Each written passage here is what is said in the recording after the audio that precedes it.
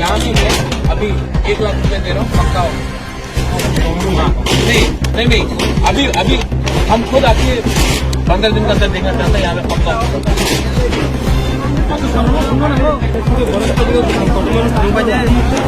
Full watt.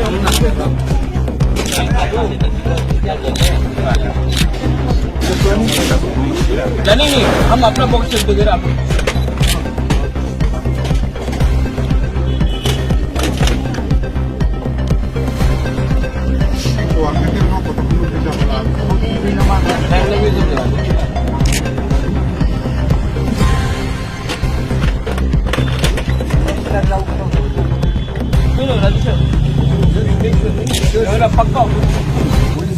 Workers को पीटा गया है, मारा गया है।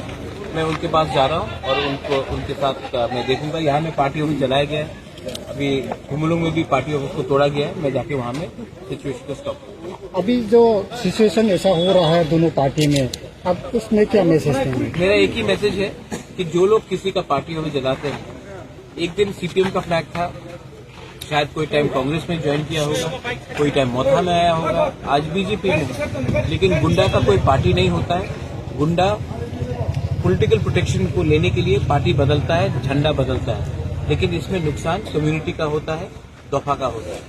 वायलेंस करके अगर आप राजनीति करोगे तो नुकसान आप ही का होगा, क्योंकि अंत में पब्लिक को वायलेंस नहीं देखना है, उनको डेवलपमेंट देखना है, उनको उन्नति देखना है, उनका बच्चे का भविष्य को देखना है। तो मैं यही बात बोलना चाहता हूं कि पॉलिटिकल प्रोटेक्शन के लिए कोई गुंडा पार्टी बदल ले और वो पार्टी के नाम में वायलेंस करे, पब्लिक उसको 2025-2026 में कभी एक्सेप्ट नहीं करेगा। ये पुराना त्रिपुरा नहीं, ये नया त्रिपुरा है।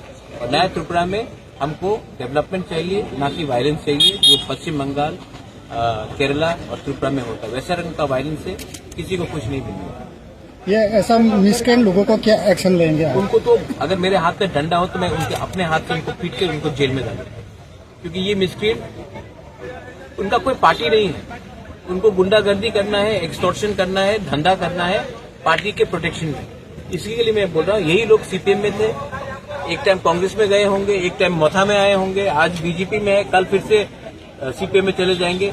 इनका कोई धर्म नहीं है, इनका कोई पार्टी नहीं है। ये लोग सिर्फ फायदा उठाते हैं पॉलिटिकल प्रोटेक्शन का, और इन लोगों के खिलाफ पुलिस को कार्रवाई करनी चाहिए। And I am sure the police will do that.